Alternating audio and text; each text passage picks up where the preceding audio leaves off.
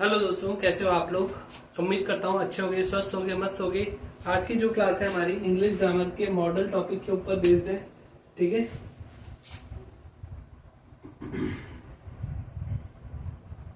Model topic और model का part number कौन सा है? ये 3। ठीक है, जो हमारा लास्ट सेशन था जिसमें हमने अपना जो टॉपिक छोड़ा था वहीं से ही आज टॉपिक क्या होगा, स्टार्ट होगा। ठीक है, तो देखिए हम क्या पढ़ रहे थे, मे के बारे में। मे के बारे में पढ़ रहे थे और मे के बारे में हमने देखा कि ये होप के लिए यूज होता है। ठीक है, होप मतलब आशा, उम्मीद, उम्मीद को बताने के लिए या फिर विश मांगने के लिए। भगवान से हम विश मांगते हैं ना, विश मतलब हमारी कोई भी इच्छा हो तो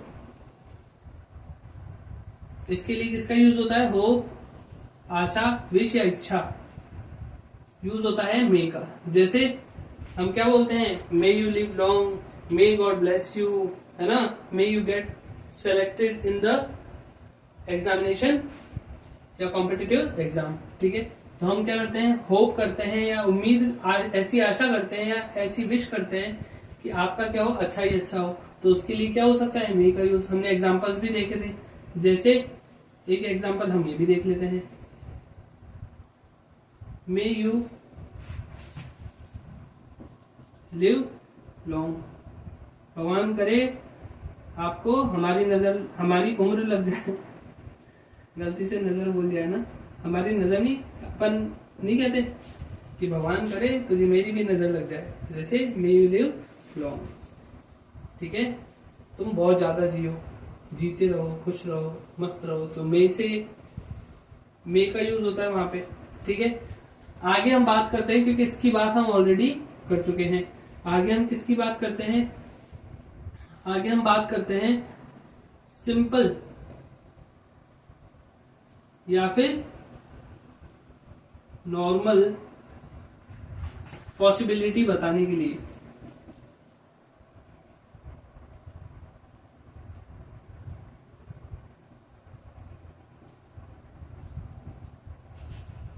सिंपल या फिर नॉर्मल पॉसिबिलिटी।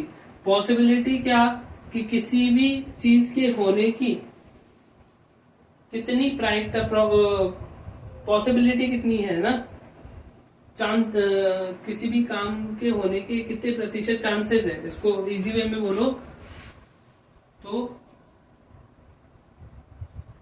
चांसेस का परसेंट। ठीक है, कि कोई भी काम इतने प्रतिशत हो सकता है, इतने प्रतिशत नहीं हो सकता। मतलब कोई भी होने के चांसेस 50-50 है, तो उसके लिए अपन किसका यूज करते हैं, मे का यूज करते हैं। किसका यूज करते हैं, मे का यूज। जैसे इट मे रेन टुडे,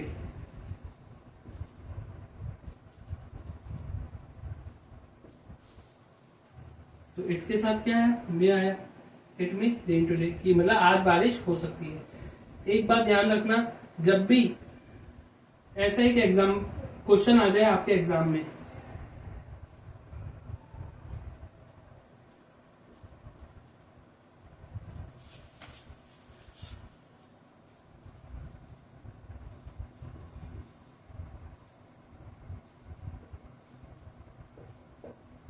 यहां पे तो पक्का में आएगा, it dash rain today, the sky is dark, कि आसमान क्या है, काला है या काले काले बादलों से घिरा हुआ है, तो आज बारिश आ सकती है।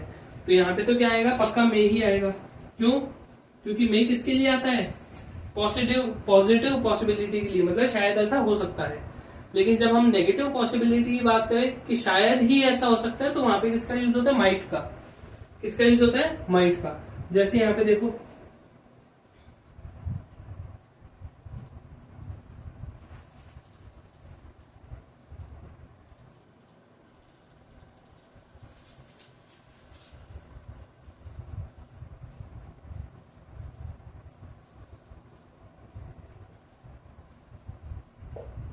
यहाँ पे देखो, it might rain today. Might क्यों आया, क्योंकि आगे इसका हिंट दिया हुआ है, द स्काई इज क्लीन, कि आसमान क्या है, साफ है। तो बारिश शायद ही आ सकती है। जब आसमान पूरा खिला खिला हो, धूप आ रही हो तो हम वहां पे क्या कहते हैं, यार आज तो शायद ही बारिश आएगी। क्यों? क्योंकि आसमान तो कैसे एकदम साफ है। तो इट माइट रेन टुडे, और यहाँ पे देखो it may rain today because the sky is clean, है ना, इट मे रेन टुडे। लेकिन यहाँ पे देखो, यहाँ पे कुछ भी नहीं दिया हुआ है, इट के साथ यहाँ कुछ भी नहीं दिया हुआ है कि इट डैश रेन टुडे। अब हमको यहाँ पे भरना है तो ऑप्शन में अपने माइट भी आ सकता है भाई। जो 4 ऑप्शन आएंगे ना उसमें से क्या आएगा, एक माइट आएगा, एक मे आएगा, एक कैन आएगा और एक कुड आएगा। तो वहां पे हमको चयन किसका करना है, वहां पे हमको मे का यूज करना है। किसका यूज करना है? अब मे का यूज क्यों करना है? क्योंकि इंग्लिश लैंग्वेज के अंदर या इंग्लिश ग्रामर के अंदर ऐसा माना जाता है कि जब भी किसी चीज के आगे कोई हिंट ना दी हो कि पॉसिबिलिटी बहुत कम है या नेगेटिव पॉसिबिलिटी है या फिर स्ट्रॉन्ग या पॉजिटिव पॉसिबिलिटी है, ऐसा यहाँ पे कुछ भी नहीं दिया हुआ। यहाँ पे तो कैसा है, स्काई इज डार्क, मतलब पॉसिबिलिटी बहुत ज्यादा है कि बारिश आएगी। तो जब पॉजिटिव पॉसिबिलिटी है, स्ट्रॉन्ग पॉसिबिलिटी हो, तब तो मे का यूज करते हैं। वीक पॉसिबिलिटी होगी यार शायद ही बारिश आए क्योंकि आसमान कैसा है, साफ है, तो वहां पे माइट का यूज करते हैं। नेगेटिव पॉसिबिलिटी या मिनिमम पॉसिबिलिटी हो तब हम माइट का यूज करते हैं। लेकिन जब वहां पे कोई हिंट ना दिया गया हो कि ये वीक पॉसिबिलिटी है कि स्ट्रॉन्ग पॉसिबिलिटी है, तब वहां पे रूल आता है कि हम हमेशा उसको क्या मानेंगे, स्ट्रॉन्ग पॉसिबिलिटी। अगर नेगेटिव नहीं है इसका मतलब पॉजिटिव है, तो इसलिए जब न दिया हो कुछ तो वहां पे हम किसका यूज करेंगे, मे का यूज करेंगे। तो पॉसिबिलिटी कैसी है, मे। स्ट्रॉन्ग पॉसिबिलिटी है तो वहां पे हम किसका यूज कर लेंगे, मे का यूज कर लेंगे। वीक है तो माइट का, लेकिन जब कुछ ना दिया हो तो जिसका कोई नहीं होता उसका मे होता है, तो वहां पे हम मे का यूज कर लेंगे। ये बात केवल किसके लिए लागू हो रही है, मे और माइट के लिए, ठीक है। और देखो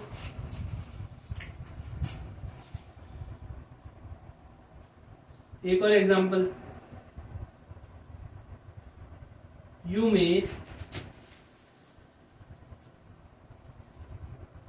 पास the exam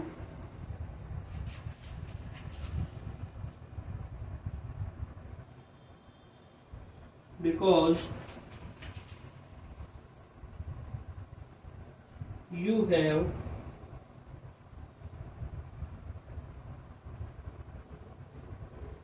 have worked really hard.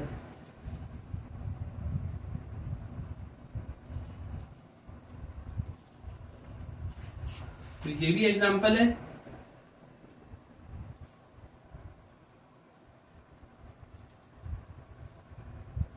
ठीक है ना। यहाँ पे भी देखो, you may pass the exam, तुम एग्जाम पास शायद हो सकते हो। क्यों?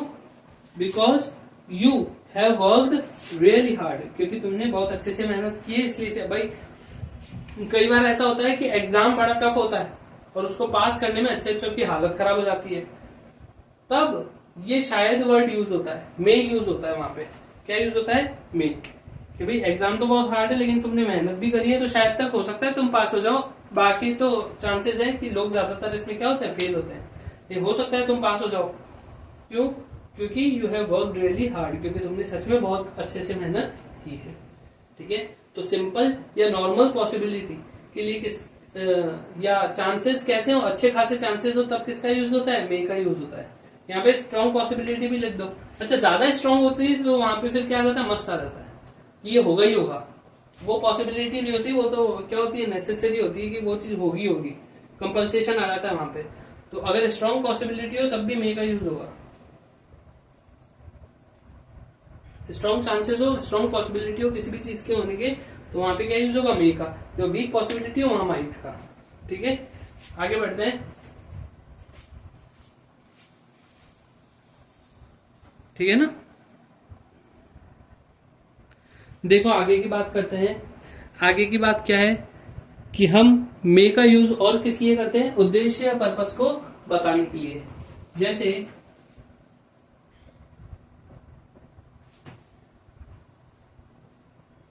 We go to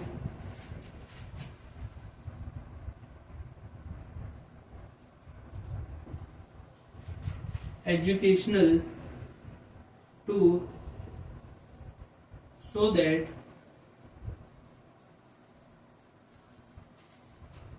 that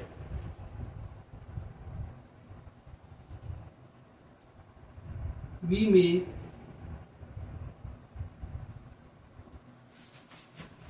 learn the things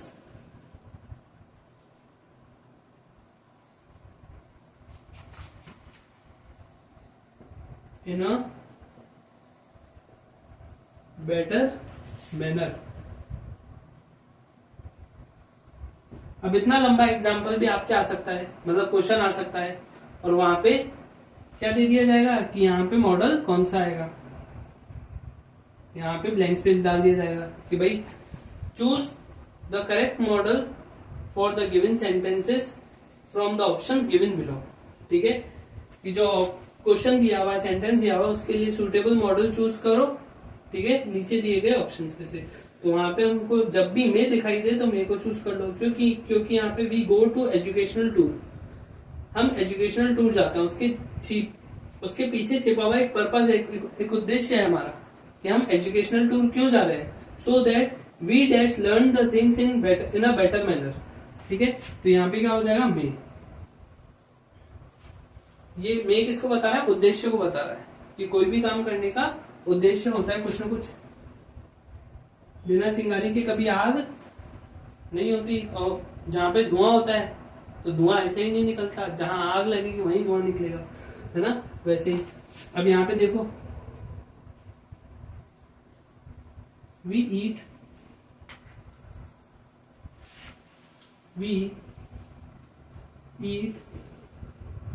so that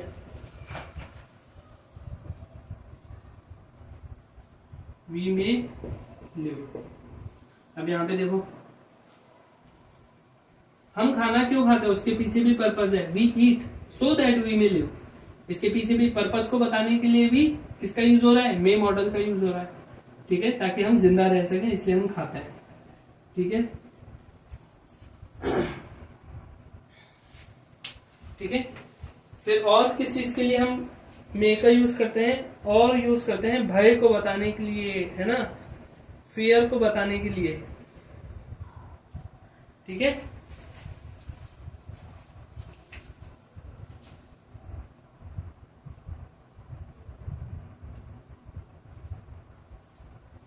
fear या फिर डर को बताने के लिए भी किसका यूज होता है, मे का यूज होता है। ठीक है, जैसे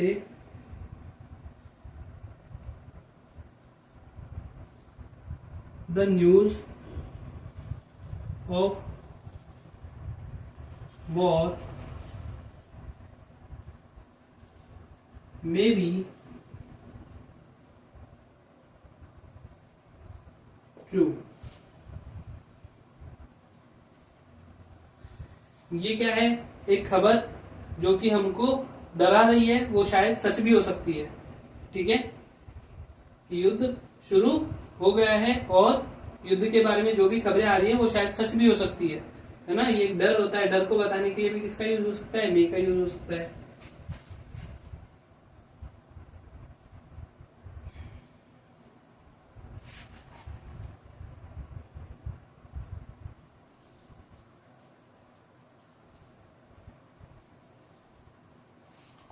There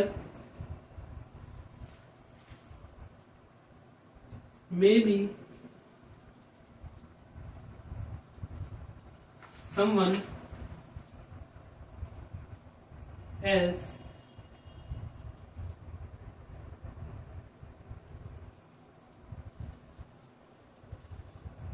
behind my back। अपन कई बार देखते हैं ना कि हम पानी पीने के लिए रात को खड़े हुए हैं, है ना, और अपन को ऐसा लगता है यार अपन तो पानी पी रहे हो, अपने पीछे से अपन को कोई देख रहा है, तो क्या है, डर ही तो है। ठीक है, तो यहाँ पे देखो, there may be someone else, यहाँ पे कोई और भी हो सकता है, मतलब कोई ना कोई हो सकता है। There may be someone else behind my back, यहाँ पे कोई ना कोई जरूर हो सकता है, मे बी हो सकता है। ठीक है, तो ये क्या है, एक डर है, किसी भी चीज के होने का क्या है, डर है।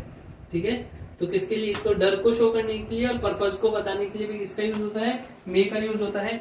और किस किसके लिए मे का यूज होता है, तो एक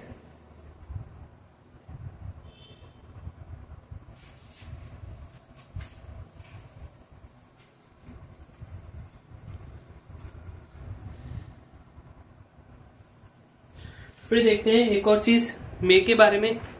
मे का एक यूज है कंडीशनल सेंटेंस के अंदर।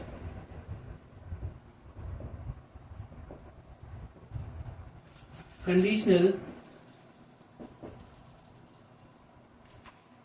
सेंटेंस में भी इसका यूज होता है। जैसे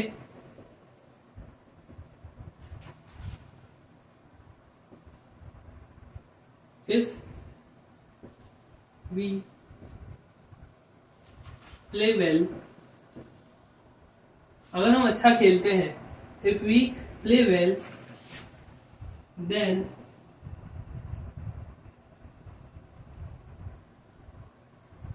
we may win the match.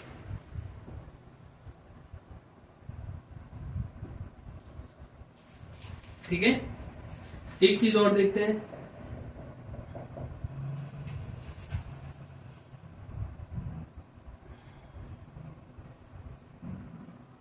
If I work hard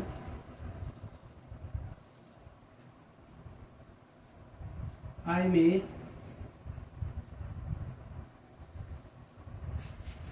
pass the exam.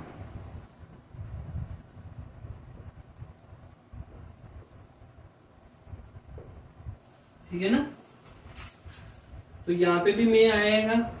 ठीक है, और यहां पे भी क्या आएगा, मे आएगा। तो मे के अंदर कंडीशनल सेंटेंसेस में भी मे का यूज होता है। ठीक है, और एक बात और, कंडीशनल सेंटेंस क्या होते हैं, वो सेंटेंस होते हैं जो या तो इफ से स्टार्ट होते हैं या वेदर से स्टार्ट होता है। इससे इफ या वेदर से स्टार्ट होते हैं, कंजंक्शन के रूप में क्या आता है, इफ आता है या फिर वेदर आता है। वो सारे सेंटेंसेस कैसे होंगे, कंडीशनल वाले सेंटेंसेस होंगे। ठीक है, जिनमें कहीं ना कहीं कोई ना कोई शर्त है ना, या फिर क्या रखी जाए, कंडीशन रखी जाए। ठीक है, ऐसे सारे सेंटेंस कैसे होंगे, कंडीशनल सेंटेंसेस में इंक्लूड होते हैं। ठीक है, अब बात करते हैं किसकी, माइट की बात करते हैं। ठीक है, माइट का जो यूज है वो हम किस लिए करते हैं, सबसे पहले तो वीक पॉसिबिलिटी के लिए। वीक पॉसिबिलिटी में क्या क्या आ जाती है, एग्जांपल यहीं से लिखना शुरू कर देते हैं। जैसे वीक पॉसिबिलिटी के अंदर आती है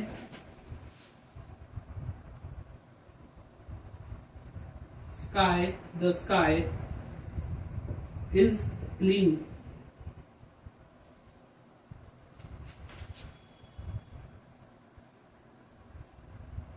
बताओ, क्लीन की स्पेलिंग नहीं आ रही है।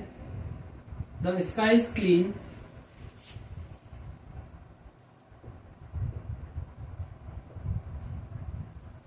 It might rain today.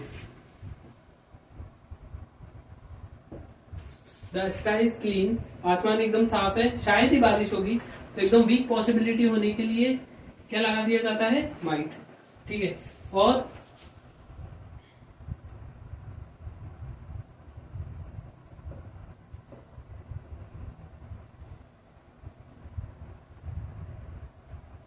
he might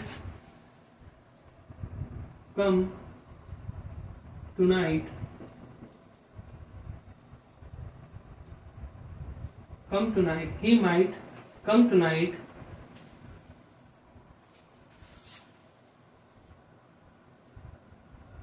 he might come tonight, comma लगा के he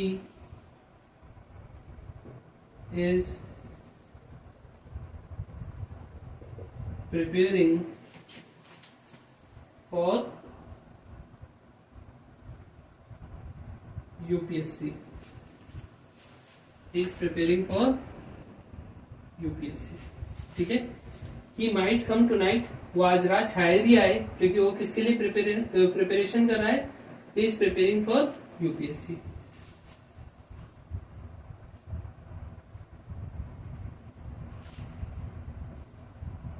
he has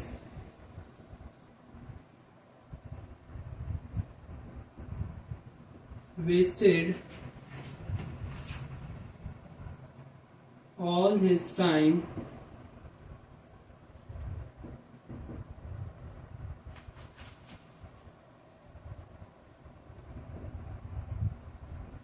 he might pass in the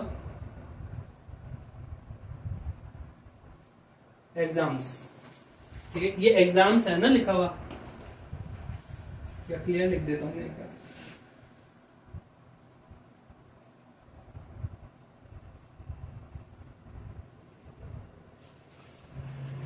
ठीक है, he has wasted all his time he might pass in the exams. उसने अपना सारा समय क्या कर दिया है, वेस्ट कर दिया है ना, वो अपना सारा समय वेस्ट कर चुका है। ठीक है, अब वो शायद ही एग्जाम में पास हो। ठीक है, तो एक तो वीक पॉसिबिलिटी के लिए किसका यूज किया जाता है, माइट का यूज किया जाता है। फिर है गैस, अनुमान के लिए। हम कई बार अनुमान लगाने लग जाते हैं, गैस करने लग जाते हैं। ठीक है, तो देखो उसके लिए भी किसका यूज हो सकता है। जैसे कोई इंसान दबे पांव चोरी छिपाया है और हमको नहीं पता कौन है, हमने बस उसकी क्या देखी, परछाई देखी है, तो क्या बोल सकते हैं हम, he might be a thief.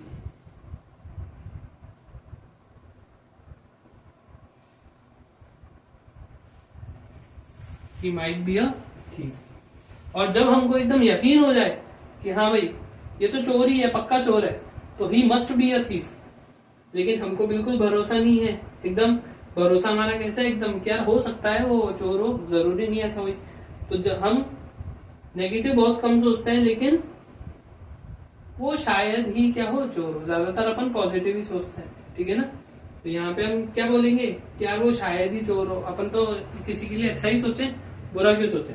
तो इसलिए वो शायद ही चोर हो, पक्का पता नहीं कह सकता, वो शायद ही चोर हो। ठीक है,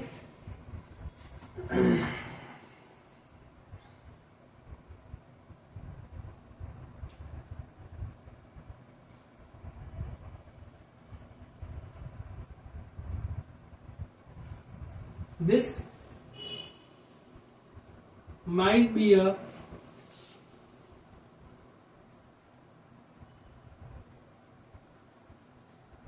type of fish। कई बार हम क्या देखते हैं कि भाई पानी है और पानी के अंदर एक चीज तैर रही है और वो हिल भी रही है साथ ही साथ। और वो या तो हो सकता है कि कोई लार्वा हो, या हो सकता है कि कोई उसके अंदर वॉर्म गिर गया हो, है ना। और हमको दिखने में हमको नहीं पता चल रहा कि ये क्या है, फिश है कि क्या है, तो अपन ये सोचते हैं पानी में तो फिश ही तैरती है, तो हो सकता है ये भी शायद एक फिश ही हो, है ना। वहां पे भी अपन किसका यूज करते हैं, माइट का, अनुमान लगाने के लिए अनुमान लगाते हैं। ठीक है,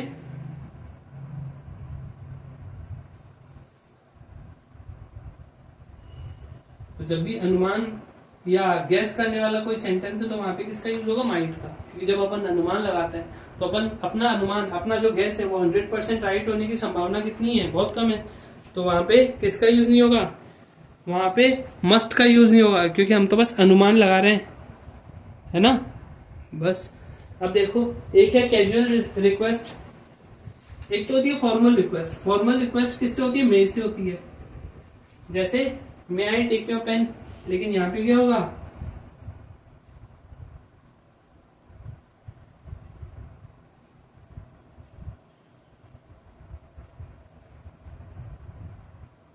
भाई जब भी कुछ पूछते हैं तो हेल्पिंग वर्ब से पूछते हैं। मॉडल क्या है, हेल्पिंग वर्ब ही है। तो यहाँ पे हम क्या पूछेंगे, might I borrow your pen, क्या मैं तुम्हारा पेन ले सकता हूँ। क्या कैजुअल रिक्वेस्ट है, कैसी रिक्वेस्ट है, कैजुअल रिक्वेस्ट है, फॉर्मल रिक्वेस्ट नहीं है। अच्छा, कई बार रिक्वेस्ट ऐसी होती है वो हेजिटेशन के साथ होती है। तो एक तो कैजुअल रिक्वेस्ट आ गया, और एक request with hesitation, request with hesitation.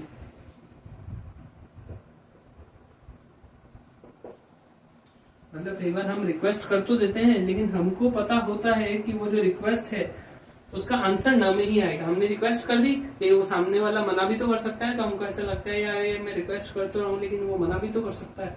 तो वहां पे हम किसका यूज करेंगे, माइट का यूज करेंगे। जैसे might I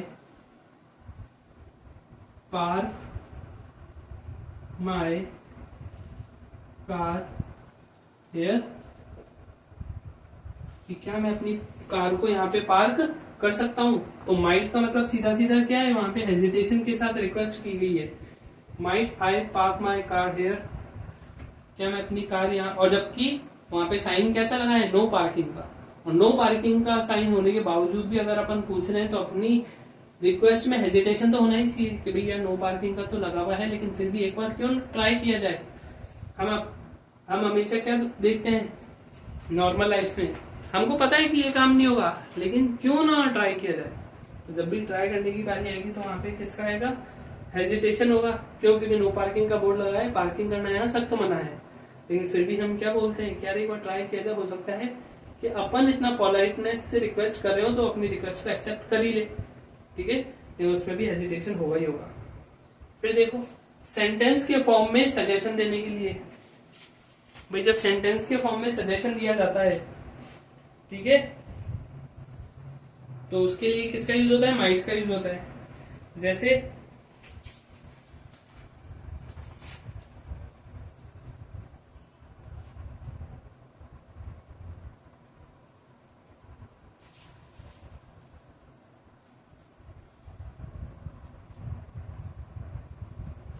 he might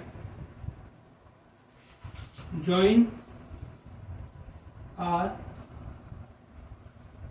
team। इसका मतलब क्या है, सेंटेंस के फॉर्म में है, लेकिन क्या है, सजेशन है, क्या उसको अपनी टीम ज्वाइन कर लेनी चाहिए। बस बोल दिया हमने कि उसको हमारी टीम ज्वाइन कर लेनी चाहिए। अगर यहाँ पे सपोज करो यू आता कि you dash join our team, तो यहाँ पे क्या आता, शुड आता। क्यों, क्योंकि जब हम दूसरे सामने वाले को यू को देते हैं, यू मतलब सेकंड पर्सन, जब हम यू को देते हैं कोई सलाह तो वहां पे क्या आता है, शुड। सेकंड पर्सन को जब भी कोई सलाह दी जाती है तो वो किसमें आती है, शुड, है ना, कि आपने उसको सलाह दी है कि you should join our team. लेकिन क्योंकि हम यू को अच्छे से जानते हैं, जो हम तो स्पीकर है तो हम फर्स्ट पर्सन हो गए, यू कौन है, सुनने वाला, तो वो क्या हो गया, सेकंड पर्सन। और हम यू को अच्छे से जानते हैं, भाई आप बात जिससे भी करते होगे तो ये माना जाता है कि आप उसको अच्छे से जानते होगे, तभी तो आप उससे बात कर रहे हो। और जब उसको सजेशन दोगे तो वो किससे दिया जाएगा, शुड से। लेकिन आप थर्ड पर्सन को नहीं जानते, किसको नहीं जानते, थर्ड पर्सन को। आप उसके लिए किसका यूज करोगे, माइट को, माइट का यूज करोगे कि he might join our team, कि यार उसको हमारी टीम ज्वाइन कर लेनी चाहिए। अब आपको नहीं पता कि वो करेगा कि नहीं करेगा। अच्छा ये सजेशन दे तो दिया हमने, सेंटेंस के फॉर्म में दिया कि he might join our team, कि उसको हमारी टीम ज्वाइन कर लेनी चाहिए। अब वो करे तो उसकी इच्छा, नहीं करे तो उसकी इच्छा। लेकिन जब अपन किसी को बोलते हैं कि you should join our team, इसका मतलब चांसेस है कि वो ज्यादातर करेगा ही करेगा, ठीक है। ऐसे पॉजिटिव चांसेस बन जाते हैं कि यार अगर अपन किसी को सजेशन दे तो हो सकता है कि वो सजेशन पे अमल करे। लेकिन जब सेंटेंस की फॉर्म में हो, सेंटेंस के फॉर्म में सजेशन हो, तो वो सेंटेंस अगर वो पढ़ ले तब तो उसको अप्लाई करेगा। लेकिन जब नहीं पढ़ेगा तो ये तो अपन सेंटेंस बोल के हट गए कि यार उसको अपनी टीम ज्वाइन कर लेनी चाहिए। अब हो सकता है वो सेंटेंस वो सुने ना सुने, वो उसकी इच्छा है। अगर वो सेंटेंस सुन लेगा वहां पे तब तो ज्वाइन करेगा, नहीं सुनेगा तो नहीं करेगा। लेकिन जब भी यू को कोई सजेशन दिया जाता है तो यू उस सजेशन को सुनता जरूर है, ठीक है। लेकिन इसमें ये सेंटेंस बोल दिया गया है, अब ही सुन भी सकता है, नहीं भी सुन सकता। अगर वो वहां पे प्रेजेंट रहेगा तब तो सुनेगा। वहां पे अगर वो एब्सेंट है और उसके बारे में बात हो रही है, थर्ड पर्सन क्या होता है, जिसके बारे में बात हो रही होती है, तो अगर वो वहां पे घर बैठे उस चीज को तो नहीं सुन सकता, वहां पे प्रेजेंट रह के सुन सकता है। प्रेजेंट रह के सुन लिया तो इसका मतलब कि वो टीम ज्वाइन कर लेगा या उसकी इच्छा। लेकिन अगर नहीं सुना है तो वो वैसे उसकी इच्छा पे भी डिपेंड नहीं है, जब क्योंकि जब उसने सेंटेंस को सुना ही नहीं है। सेंटेंस की फॉर्म में होता ही है, हम बोल के हट जाते हैं, सामने वाला सुने तो भी उसकी इच्छा, नहीं सुने तो भी उसकी इच्छा, है ना। और उस पर अमल करे तो भी उसकी इच्छा, नहीं अमल करे तो भी उसकी इच्छा, ठीक है। तो आज हमने अभी तक क्या क्या देखा, वीक पॉसिबिलिटी, अनुमान लगाने वाले सेंटेंसेस, कैजुअल रिक्वेस्ट या रिक्वेस्ट विथ हेजिटेशन के लिए माइट का यूज होता है, और सेंटेंस के फॉर्म में सजेशन देने के लिए, ठीक है, इनके लिए भी किसका यूज होता है, माइट का यूज होता है, ठीक है। अब आगे की बात देखते हैं हम। तो देखो आगे बात करते हैं कि इनडायरेक्ट स्पीच में पास्ट टाइम को बताने के लिए या पास्ट को बताने के लिए जैसे प्रेजेंट में तो क्या यूज होता है मे, तो पास्ट में क्या यूज होगा उसका माइट, सेकंड फॉर्म। ठीक है, तो जैसे he said that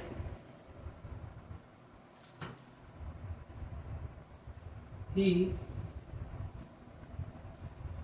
might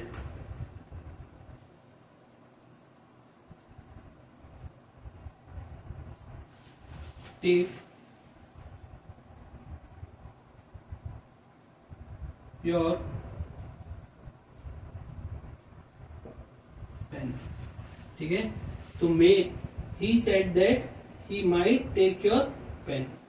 ठीक है, इसको बताने के लिए, सेकंड फॉर्म को बताने के लिए, जो मे होता है वो माइट में ट्रांसफॉर्म हो जाता है जब भी डायरेक्ट स्पीच से इनडायरेक्ट स्पीच में सेंटेंस को बदला जाता है। यहाँ पे इसका डायरेक्ट क्या होगा, इसका डायरेक्ट सीधा सीधा होगा ही सेड दैट, यहाँ पे दैट है ना, AT गलती से दे लिखते हैं, हाँ, ही सेड फिर comma, inverted comma, might, may I take your pen, may I take your pen, तो यहां पे आ जाएगा he said that he might take your pen. ठीक है, कि वो तुम्हारा पेन ले सकता है, उसने ऐसा पूछा। और यहाँ पे सेड नहीं होगा, क्या होगा, asked.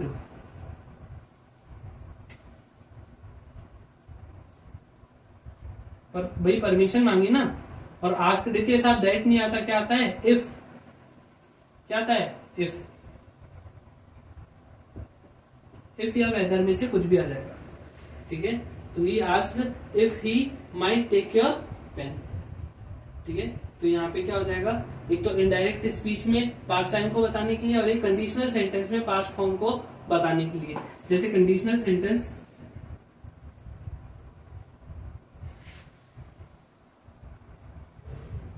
if he stayed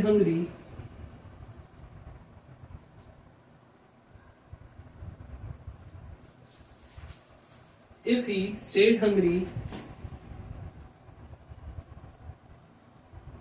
others might get food। ठीक है, others might get food, तो ये भी क्या है, माइट का एक एग्जाम्पल है। कंडीशनल सेंटेंस में ये पास्ट फॉर्म के रूप में, मे के पास्ट फॉर्म के रूप में यूज होता है। जैसे if he stage hungry others may get food, तो मे की जगह किसका यूज आ गया, माइट का, क्योंकि यहाँ पे भी क्या है, if he stayed hungry, stage नहीं है, क्या है, स्टेड हंग्री। ठीक है, तो ऐसे माइट का यूज होता है। तो माइट के यूजेस यहाँ पे ही खत्म होते हैं, और आज की हमारी क्लास भी यहाँ पे खत्म होती है। आगे हम बात करेंगे एक और मॉडल के बारे में, जो कौन सा है हमारा, जो है मस्ट। ठीक है, मस्ट और विल के बारे में हम हमारी नेक्स्ट क्लास में बात करेंगे। ठीक है, तब तक के लिए थैंक यू सो मच। अगर आपको क्लास अच्छी लगी हो तो इसको सब्सक्राइब जरूर करें। ठीक है, और अपने और दोस्तों को भी शेयर करें जो भी इंग्लिश पढ़ना चाहते हैं। ठीक है, ताकि एक अच्छे मैनर में, प्रॉपर मैनर में वो इंग्लिश की क्लासेस को ले पाए। Thank you so much.